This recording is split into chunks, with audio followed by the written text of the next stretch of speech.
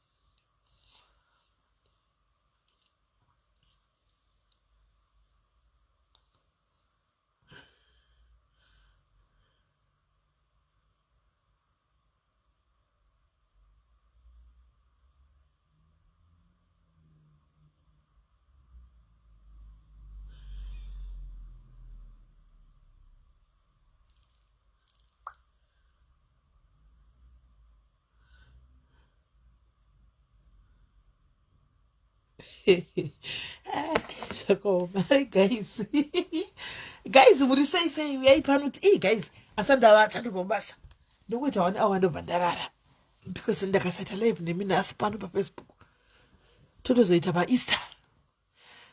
paEaster kuweekend uko saka hai too long tisina kumbotaura nemi pano chimboyai pano guys chimboyai pano apa kuEast London iko kune munhu akauraiwa tavangani guys haisi kunipa manhamba tavangani ndaseka komenda ndaona pane mifoni apa ndoya ndiri kuseka komenda ndaona pane mifoni apa ndoya ndisekesa anzi uyai kugamebox kuti zvanhasi nyasha last time ndakandisapotavo thank you very much akandisapota vana trillion vaya nerimwe timu raisana Susan vakandisapota anzi 111 alright kana tasvika pa500 unduudza nyasha I trust you kwanzi vuraile ndambobvako kuTikTok tatiri kuTikTok tichingotaura tatina vamwe gogo so anzi gogo ana mheni vanga vanotidzidzisa vanhu zvemudzimba vari kuTikTok kuko tatitori paTikTok pana ndiri kujimu ndabva kubasa kaenda kujimu sana nditori kujimu ndo patatanga kuona kamameseji achipinda ndikati kune zvaitika chite kuFacebook masocial network akudisira mameseji machii ndikatoti kune vanhu pane chaitika chite kuFacebook mameseji ari kupinda apa pafoni apa ndiri paTikTok panapa ndo pandazoya kuodongorera wanike kune mashura anyway tango atidaire sina basa isu zvekunyepa daire zvinhu zviri musoro memunhu right guys hi Elizabeth uyaitione guys aitione 1 hour chete ndobva ndaenda hi Miri how are you Miri haidi asi mama kikisa uko how are you anza ino kucharwiwa kuEast London kuri kutorwiwa momo ukuti ucharwiwa kuri kutorwiwa but firstly guys I wanted to we've got so many South Africans panapa we've got so many South Africans in pa page panapa vakafollow this page I don't know why how but vakawanda they wanted them to come through so that we can actually hear about this issue this King Solomon Obono but Nigerians anodeda guys Nigerians anokuparirai ndizvo vamame South Africans guys busy kugwa nemaZimbabweans next door avo vachiti hey dzokerai kumusha Nigerian achitora zvigaro Nigerian harina kupusa Nigerian busy makwerekwere hainde hey as I'm not good simele our inbox you alright unoya WhatsApp hey makwerekwere maZimbabwe ngaende maZimbabwe ngahambe mahambe Nigerian achitoplana kupu kuna king agadza asvigadza uko self-proclaimed king asvigadza uko anonzi Solomon Obono asvigayo kuNigeria azviita king muSouth Africa imomo amutsa honde yese amuri kuona So South Africans, if you are here, you now have a new king in the town. Please embrace your king. Embrace your king, South Africans. Guys, share live kuma South African groups, share kuma group share. Embrace the new king in the town, King Solomon Obono. Hi, Anesu chat, how are you? King Solomon Obono is a new kuno shigadza chinjimbo guys kuno zvita king munoza Nigeria tina zera nayo guys atina zera nei vanhu vanonzina mene chirinzwa vai kuno zvigadza umambo kuEast London kuti ndo kwandakutotonga kunoku ende vakasangwarira ka anopagara paya pachigaro ichocho muchapaona hakuna munhu akapota zvivindi zvakadaro chero kumusha kwedu chaicho kungozvigadza chero chifu kumusha kwenyu chako hazviiti hauiti zvivindi zvakadaro munhu arityisa kokutozogara pacheya yeumambo kutotenga cheya yeumambo maNigerians ka you South Africans when you were busy saying maZimbabweans mavahambe Nigerians were busy taking coup. There's now a new king in the town. Zimbabweans are your neighbors, guys. If you lack something, it's easier to come and ask in Zimbabwe than Nigeria. You see, it's better you stop focusing on Zimbabweans and focus on Nigerians, South Africans. Focus on Nigerians and leave Zimbabweans. Zimbabweans are your next door neighbor. You see now, nowadays, most South Africans are always in Zimbabwe. They go and enjoy in Zimbabwe and come back. Because we are neighbors. We are neighbors. It's just the fence that is giving us a boundary. Otherwise, we could be one happy big family, South Africans and Zimbabweans. So stop concentrating on Zimbabweans and say, hey, mavahambe kupi. Nifuna ukuthi bahambe kupi. Bafanele bahlale khona lapho, kumele bahlale khona lapho eSouth Africa. Kusekhaya. King Solomon Obono, hey, baba baskana. Zvakaoma zvatoitigwa munyika nevanhu. Ku South Africa kuPort Elizabeth kune Nigerian ashigadza king uko. Iyo hondo yamuka sei anonzi King Solomon Obono ashigadza uking uko. Saka ndoiri kupengera South Africans achipisa mota dzevanhu ukasanganikwa newe nhasi mutown unorohwa musapinde mutown. Hans is indeed the king of Nigeria who lives in town. Saka kana ari king of Nigeria, why would he come here Lara in South Africa and proclaim as king? Munyika muno zvinopindirana papi? Aumaziva Nigerians. Nigerians atohwi havanzwi vaya. Havanzwi. Kusvika apa ngatogara pacheya yeumambo. Saka kana ari king ukoko akauya neking neuyu iyoyo necheya iyoya akabva naye kuNigeria. Exactly. Kuita zvekubhalabhala. Exactly zvekubhalabhala. So vamutsa hondo ku Cape Town ku East London uku. Akusi kufambisa. Ndatombofunda nechidhamu kati muri safe here vana angu. Because hayo ani top. Because hakuna kumira hanzi that's wrong asi munhu aende kumba kwemunhu. Usvika kuti ndinda vebaba vepano. Ndaikoda opiwa. Pane zviri kuitika hazvisina mau. Pane zviripo hatichazvidzi wedu. And South Africans abuda in numbers vari kutendera apa vakuti makwerekwere mavahambi. Makwerekwere anofanira kuita vanhu kuNigeria ndo makwerekwere. Isusu tiri maZimbabweans next door yenyu ngatiti makwerekwere tichiwa patojamba bhodha nemugwizi tichiuya kuSouth Africa second home yedu. Second home yedu it's SA. Tinongotopinda neparwizi apa titosvika muSA. Kana muchiti mavahambe, you should be talking of Nigerians. They are the ones who mele vahambe. Vahambe namaChina namaIndia mavahambi. Kusala amaZimbabwe, shiyana amaZimbabwe kona lapho. Because they are your neighbors. Hi African princess. So guys, vanhu vari kuPort Elizabeth East London tudzaiwo zviri kufamba sei? How is the situation now?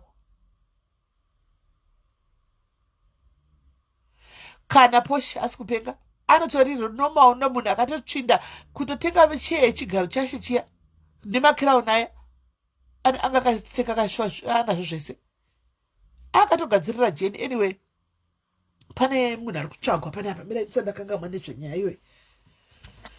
Hey, pane munhu akauraya shamwari yake ndepanyaya yacho. Problem manje madocuments vandipa madocuments handikwanise kumaposta anondi madocuments handikwanise kumaposta anoblokisana anotokurovesa nestrike ipapo vandipa zvitupa you can't post zvitupa right but munhu auraya munhu uyu anonzi Abisha ameno kana uri hama yaAbisha anzi Abisha animira ichoni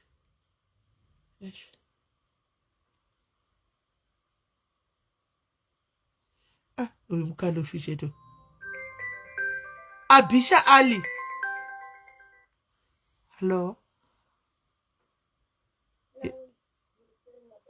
ndiripoka chani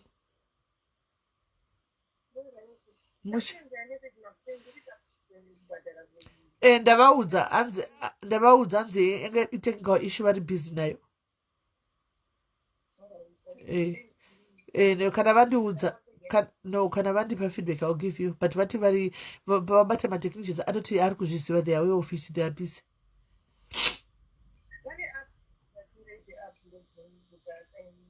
handisunza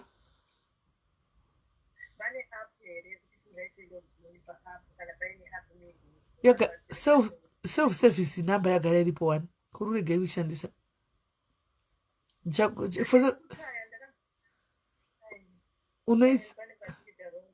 unoiseva chite mufoni wako yogara irimo chakupa ndiripa live wareshap right saka munhu uyu anonzi Abisha Ali andika apa akati anobva kugweru ini handimuzivi ini Abisha Ali uyu anonzi Abisha Ali ari kunzi akauraya shamwari yake kudoro vari kudoro kuSouth Africa kokoko kuCape Town here vachimwa doro achibva auraya ari muZimbabweni kwanzi kumakabhadhara haiwa anotipa bhadhara chiwa nepi mari nai but kana ndiwewo muti munyoroshandisa brain munin'ina wangu ndingabhadhara bhatisha munhu anototambura ototsvakawo mari anondibhadhara chiwa nepi imika imi guys saka munhu uyu ari kuti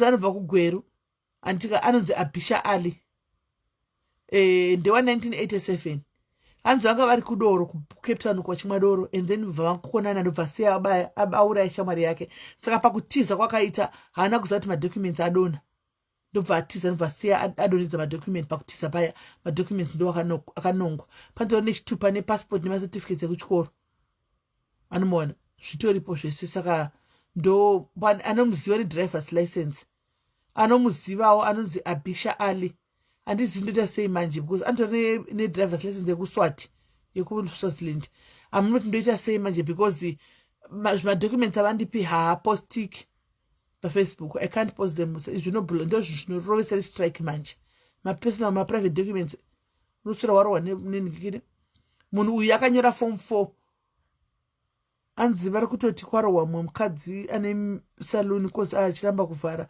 apa ndo ari yandiri kunzi Queen's near town pakaipa tingori mumbaini zvangu ndogara nevana vechikoro saka ndina kumbova yes be safe imbomirai kubuda vari kumbomirai kubuda mukaremo saka guys vanhu vanoziva anonzi Abisha Ali nditosha ndoposta sei because madocuments apostiki zvachose so ndatinguda tambura kuti ndoposta sei munhu pamwe munogona toziva anonzi Abisha Ali guys kana muchizivawo please tibatsireiwo akasiya uraya munhu akatisa pakutisa akadonza envelope yanga ine madocuments ndo akaonekwa ndiye munhu atiri kutsvaga anga ari vafriends vanava right tapedza panyaya handei panyaya tauya nayo nhasi yechina pane vari Cape Town vari kuEast London please be safe hakuna kumira zvakanaka uko be safe hakuna kumira zvakanaka vakasangana newe iko zvito zvanokurova chako chako ndokwaunoitwa saka be safe right mweya womunhu haungorovi just like that ansiyai kutiktok havhari here madocuments anopostwa here madocuments kutiktok anoposta handizivi kuti aripo tarisai anonzi Abisha Ali anenge mukarushu Abisha Ali tarisai ndifunga ndokumalawi kana kuti kumozambique koko Abisha Ali ndosta rake soanisere machawa anenge munhu wekunze wokunze uyu right ende panyaya ndauya nayo ndati nhasi chipiri toda kumbotaura nyaya yechipiri kuchina toda kumboita chipiri chemadzimai panapa tanga tiri kutiktok uko tichitaura nevamwe mama vanga vachidzidzisa vana vataura stereke loti but pane patazongoti pesanei anzi vakazara varimo mutani East London yagarai kumba yesi mati mazuru tatsongoti pesanei because dzidziso dzangu achipa dzidziso dzakanaka chaizvo but padzidziso dzimwe dzacho dzedza ndidzo dzatopa dzeold school abisha chaichayo abisha ali kwaina simelidariso yekuti pesa nchiye munotaurika nemi hamudadi ndinodini kwaufunga kuEast London kuri kupiswa mota nei kuri kukanganiswa vanhuko kuri kurwa vanhu kuEast London uko kukanganiswa vanhu kuri kurwa vanhu kuEast London kuchipiswa mota kuchiita sei kune strike yakasimba kuti mazimba maforeigners ngavainde kwazvakonzegwa nemunigeria asvigadza uchifu asvigadza uking nambomisa padhuze ndiani kwayari kwai makamisa makaona kuri mukaona kuri kana chibaraiti after akuti makaba mari makamisa padhuze futi after lolo tingazvitevedzera zvinhu zvepasocial media izvi shamwari ukangoziva kuti ranorarama nemamental health issues unobatsirika shamwari ukangoziva vanhu zvimwe zvinhu hazvidi kuti utaurigwe udzo unongoasesa munhu wega chero usina kuita nesing kana kuti chiunongoevaluata munhu wega unongozviona kuti munhu anorarama nemental health issue because hatingasati tichimhasana nemapenzi kana kumhasana zvekumastriti ikoko ngazvisari kumastriti ikoko and she was never my friend and hapana pakambovhera akandijoinisa kana chimwe chakandijoinisa hapana tatongosekawo the thing is tangonzi tisaresponde simple so we are not going to respond on that but chimwe zvinhu zvinoda kuti ungoongorora wega ungoziva bhutsi dzinoita mari 50 pounds 50 rand charisawo brand new zvimwe zvoda ungoshandisa brand dzako usina mbosora watomboti plus izvi zvari kutaura kana achida kuti ndizvo anoda kuti bvuma kuti ndizvo ngofamba ina izvozvo nesaidi iroro kana nguva ichazokwana kuti kana chakuda kutaura tichazongozvitaura but zvaizvozvo hazvina dhirizvo tisi takatobata mabhomba chaiwo tisi totori nawo but hatisi vana vadikika isu indoshanda nevanhu saka toita kuti confidentiality kwatiri iski tichiwaona idwa chipengereka but kumasocialite takachengedza nechakatanga the moment anongotaka kufonera kudai takachisawo marecording zvose zvizero tozoitirawo dhai racho tatiresponde sina basa isu right guys saka tatiri kutiktok kwako yakuna mai vangu vachidzidzisa kutiktok saka mai vachidzidzisa kutiktok ava vangu vachidzidzisa zvakanaka chaizvo asi pane patachiti pesanei inini hangu nenyaya yekuti dzidziso dzedu dzadaitayo dzatotaura dzatokudzaidza kutaura chokwadi these days it doesn't work these days it doesn't work because vataipi yevarume vari kukuroora iko zvino vamunawo imimi ndo varume ava tirikusura navo pasocial media vana babafogi hani mazvona ndo type dzatikusura nadzo dzinoidza naBruno pasocial media vanhu mwana wangusho so zvinonetsa kuti kune vandaona abisha kanzi abisha zvinonetsa tiudze vana vari kumazuva ano kuti wangu isusu anda kudzanga taakura chindzishingirira idzimba dzinoshingirirwa nondosvida dzimba dzese ndozvaitaugwa but zvaiko zvino manje hatichagoni kuudza munhu inini hangu handikuudzi kuti shingirira ukauya nedambudziko rako ipapo chero muri boko pasaidi ndotokuudza kuti shamwari rova pasi andoona rova pasi kana uchikwanisa wakapfeka bhutsu kana dziri kutoshinya itokurura nhasi chaichai anoona because taona zvakawanda panapa vanhu vachiurayiwa vanhu vachidonha vachifa mavahigh blood aya anoona madepression aya anouraya anomazviona so ipapapa tachida kumbotaura so ndoda kuti inini ndite soo ndiedhe vanhu kana kuti ufone urimo mumba mune situation just call in let's help ingotaura kuti ndoda kubatsirwawo paarea yakati mumba mangu zvakati be open andika ask mubvunzo then vari mucomment section wo vachakubatsira andika haushayi munhu anokudi anokubatsira panyaya yako fonai pane mwana ataura kutiktok uku akati kumba kwangu tasobva tisina kupedza futi nemwana waya esitawanda pane mwana afona kutiktok akwira patiktok akati kumba kwangu kunonetsa ndakarogwa nemurume wangu but murume wangu haana nyaya neni haatotauri zvachose hanzi ndinosvika pakunorara akangogara pafoni asingataura akangogara uriko kwai ndinoti ndichati nyaya ndichati kudini kwindi ane angoti zimba imomo anozogota kutaura neni kana dzakuma2 akuda 6 ndizoenda kunovata agosara akagara agozoteera kuma2 kana kuma2 panenge akuda 6 kana kuma12 hani koko ndopo otaka kuti oda kubata achitaura newe tatomboti iwe akati ndozvitori kumba kwangu cheko chekoko saka nemi ndingararama sei pakadaro munhu akadaro ndingamuita sei ende zvechokwadi zvinhu zvakadai so zviriko pakaita umwe wauya akatsigira akati nekwangu handiona ndaitoita zvokutomwa doro kuita ndiite zvekunamba pain nekutedzera maybe zvaanenge achida sezvachimwa doro ndaimwa naye chiti pamukuda tingawirana pakutaura but anenge angoti kwindi mba vacho hamuna nyaya hamuna kana nyaya ndotofila kuti it's a wrong marriage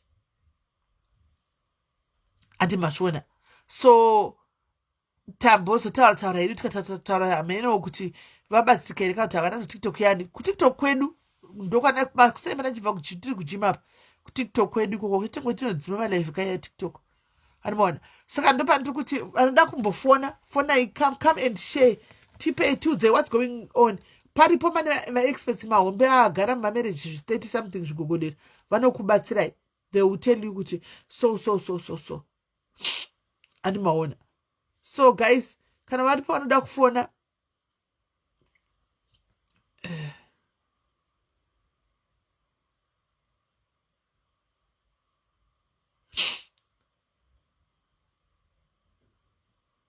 vanoda kufona handitika adzanenge ari pabhizi kumadating site ozongoda akufunga lula hello kola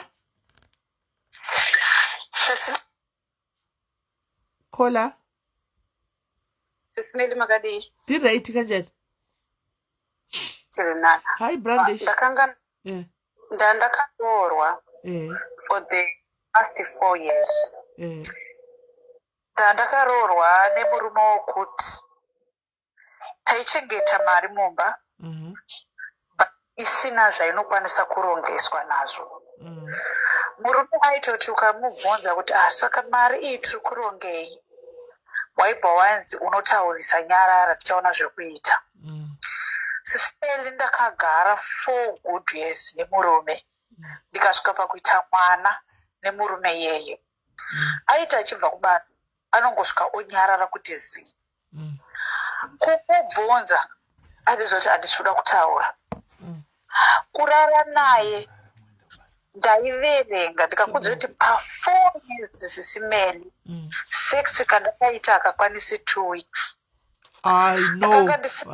Kokola. Listen, handina chandinobenefita pakukunyeperai. 4 years sex tika 4. Tati sex yandakaita takaita first week yandakabata nhombo. Tikagara. Akatanga achita hana mafeelings. After pandangomudza kuti ndine nhombo akati handisina mafeelings.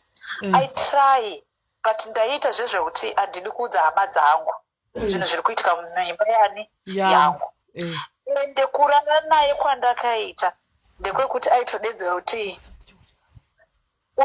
ukada kumubata zvezvekuti regedza ndimutange zvetodzidziswa zviya, aitokuudza kuti une shavi here, haugoni kugara usingakwirwe here, chinhu changu chingasapera here. Sisimeli ndakagara kusvika ndakaita dambudziko remusoro usingapori ndine murume ndisina wekuturira nemurume yeye. Murume akakusvika pakuti mumba makanga bani tichigara ndakataurana navamwene nhau iyi asi hana kuzotaura into details kuti hatisi kusangana tese. Ndaingotaura zvokuti hatisi kuwirirana. Iye obvunzwa otaura kuna mai vake kuti mubvunze kuti chii chiri kunetsa kuti ndiudze vamwene ndaona sendamufumura. Saka ndainyarara ndakagara Sisimeli unosvika pakunzwa kuda murume but murume usingamuwani unaye mumba tingochamurepa waiti ukatoda kumubata. I remember rimwe day ndakati let me dress zvinhu zvesex zvatinodzidziswa zviya pandapfekawo kabhamshot netop yangu yaionekanawo zviri chii zviri mukati. Akanditi musoro mako you don't think, you always thinking kukwirwa chete. Apa ndazvizora muviri kuti upenye mabhayo oil aya kuti kuda handisi kumudresa zvakanaka. But akaramba. Sisimeli chaakazoita murume ye at last akamuka akatiza nemari yese sisimeli kuenda kuhama dzake, hama dzikasvika dzikati haako, of which vaitoziva kunogara mwana wani wavo. Ndopaperera akaita marriage yangu. Ndakagara 4 years ndingorondedzera hangu fast just because ndiri kubasa. But it's a long story sisimeli. Ko mwana wake paakaenda mwana wake aichengetere? Mwana wake asingachengeti, ndaizvishandira. Saka kusvika mwana azokukurara nhasi anabvira akadzoka? Nanhasi kana kuti ari kurarama ari kupi kana kuti sei, hama dzake kumusha kwehama ndinokuziva. But iye handizivi.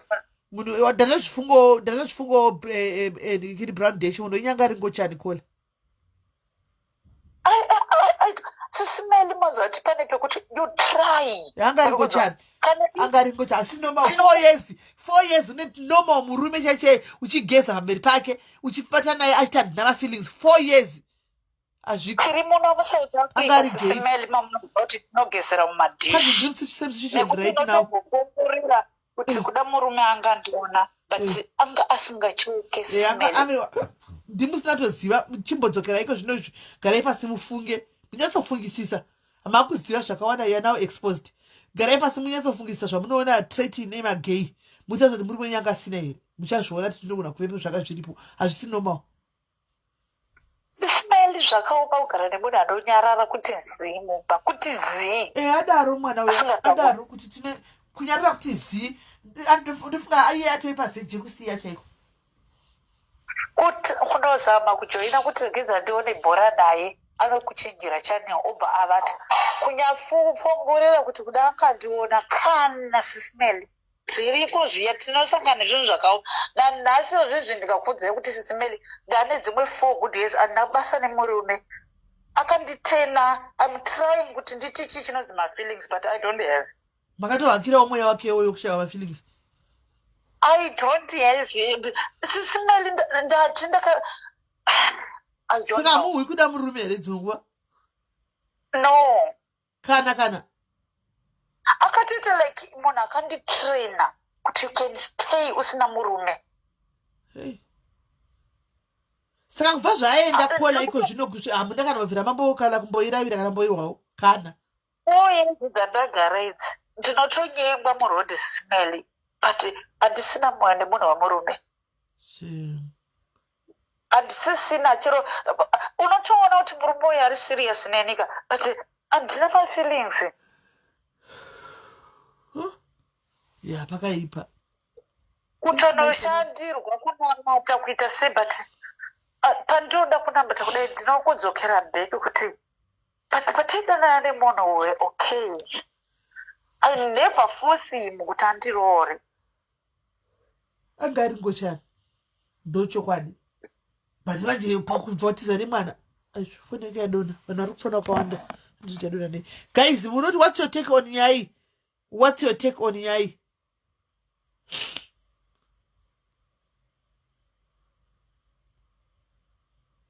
What's your take on nyai?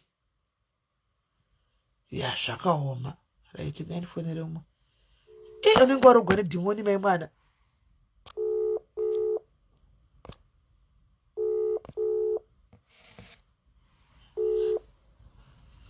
Hello, Kola. Yes, Kola, muri sei? Muri sei me. Ndiri right.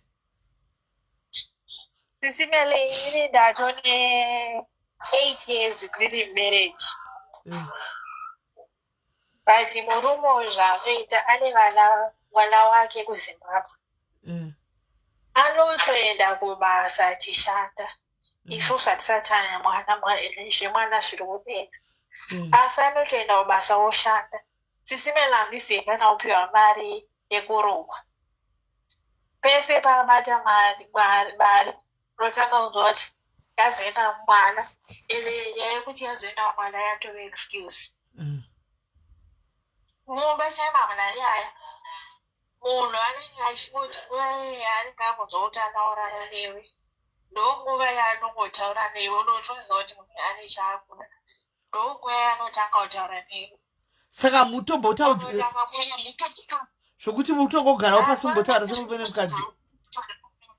Hapana kana nyaya Sisimeli, zvingori zvekungotaurawo zvimwe zvezvi ende iye anotoita zvekukoshesa shamwari dzake kuti anotogara kunzoko ozouya pachitaima kuti hazvizombogarisi tatongosvika torara ende kana achitoda chindopa unotozoziva ende murume wachiendeka kudzesisinelika zviriko ndotozvirarara anotora kadhi rangu sisineli inini ichitofunga kuti kadhi riri mabhego ndichiendawo basa wozonga ukanda nemurungu achikudza kuti ndaona mari yatorwa mukadhi mako utozomhanya unotsvaga kuti kadhi utozwa iye akutaura kuti ndii ndakazotora pane chii chandakashota ndakashashota makarorana sisinani ndizvo izvozvo zvemumoto nekuchikudza kuti ndikuziziya ndinoendesa ndokuunganidza ausati wave nemwana handiti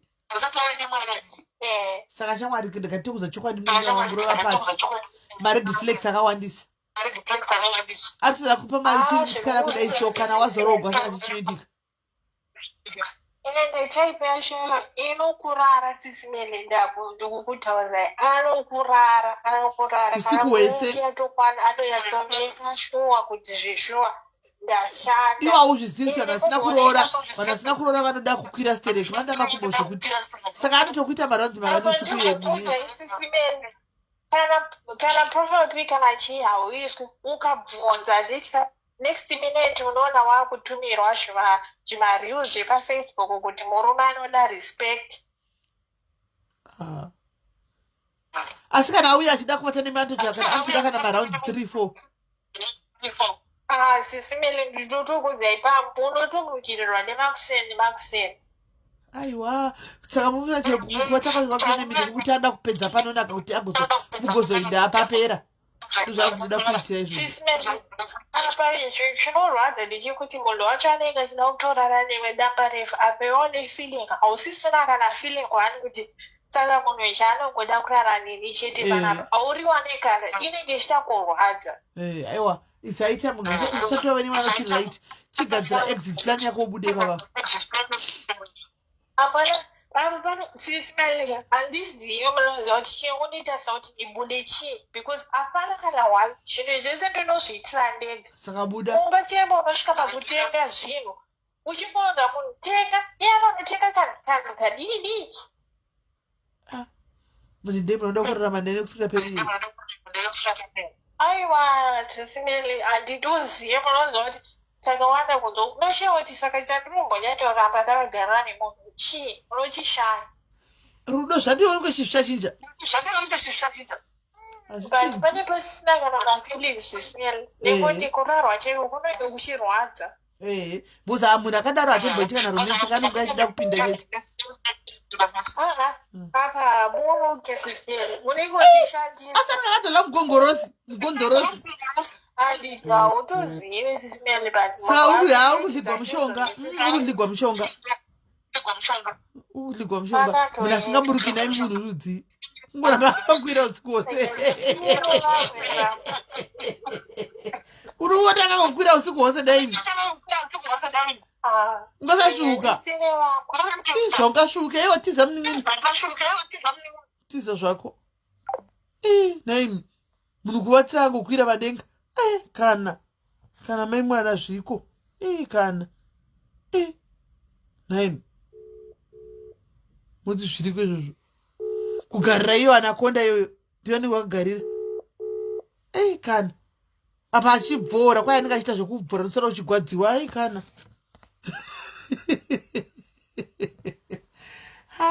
kana wedu we tikataura zvimwe kana asi kana aiwa mumba mungabuda ake kugarira iro bhoso apa kwai haburuki mai mwana apa kwai unoda kana 3-4 marounds usiku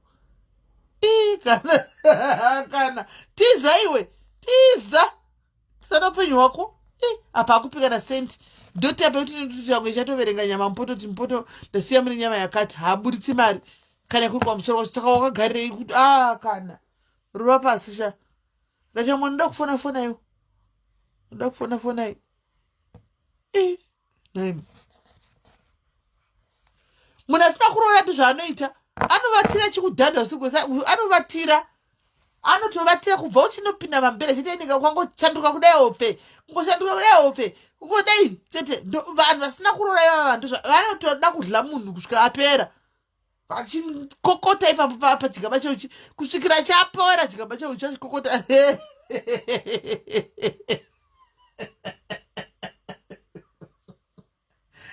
marombere amazi marombere marombere ndo basa rawo guys marombe anopirira kukuvata kukwira munhu tsugwese imoti zvinonakidza izvozvo augarira bhosvo iseno guys mabhosvo azere kunzoko kana aiwa kana ndaitifonera vamwe tinzwe ada kufona okay anyora tichiona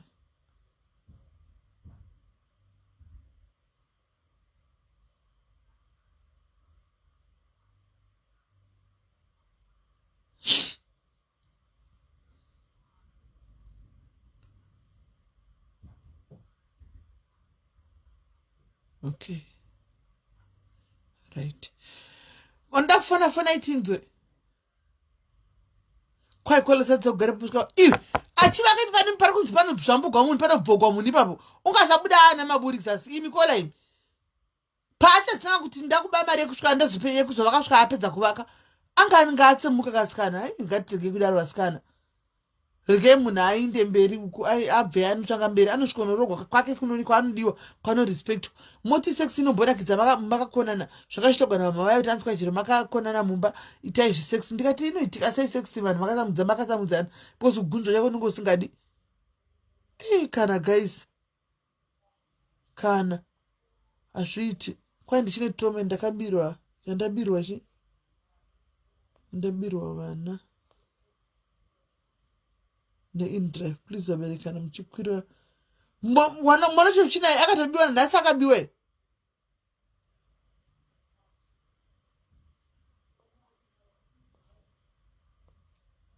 kwalaifona ikatinzwe kuona kutsvara nyaya yekuti chiko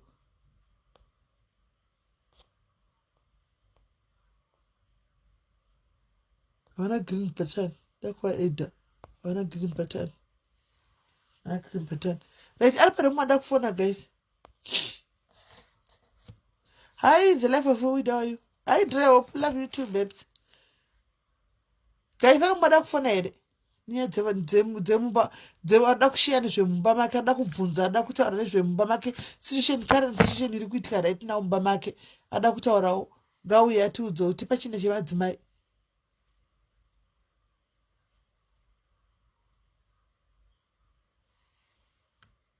zvakaoma varume vacho fonai guys varikuda vari kuitwa izvozvi zvine varume hanzi namadha ndaiti murume akanoka kuya ndaifanira kupfuga vapasitodza mwari ndochema china ndakasimudza maoko mudenga kuti murume ngadzoke murume otodzoka atodzoka zvakutofa daya odzokera futi ndikati saka handisi zvinozopera sei zvinozopera here handichinzakaainkareje vazoinkareja stereki ndinoinkareja but manje hatidaro manje masivano hatidaro kaisi panopo here mwada kufona ine handava ndakandabva kubasa kana pasina nokufona ndizvivatire zvangu ndimbovatandabudze hope kazhinji ndendazonguvata zvangu kavano usiku but anyway ndogona mbotapudza masikati right pane anoda kufona here apa guys ane situation asangana naye mumba kwake izvozvi ada kufona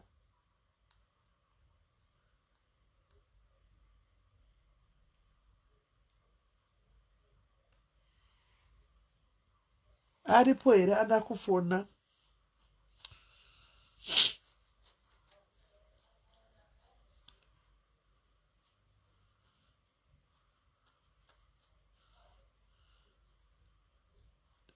aripada kufona guys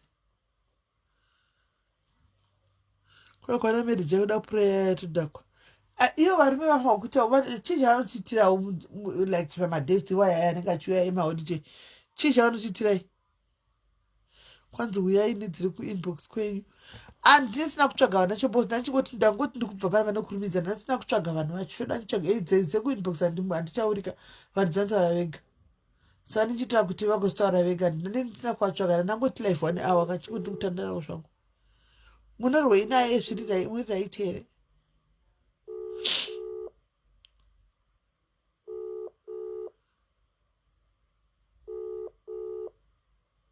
tinadzo kuinbox but dzoda nguva yakareba ndinaurara ndikufona ndangachita kufona chada ifoni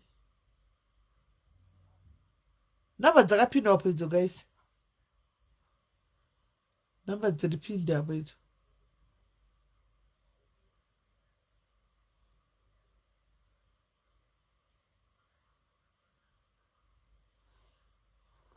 ari pada kufanana pasina guys rikaindimbovatawo tozomuka kuti 66 todzoka totandara kuti pamwe ndindabata 1 dzenyaya because ari kumabasa kubata dzenyaya masikati ari kumabasa saka hapana paanogona kutaura hapana paanogona kutaura hapana paanogona kutaura so guys ndokubatai time ndamuka nditi I'll get hold of you ndamuka ikanimboti zvope chui ndoda kutadza kuti aiwa ndiripo then tozomuka tokondinya kutaura michinda mberi nyaya dzenandika muendeswa rakanaka guys bye.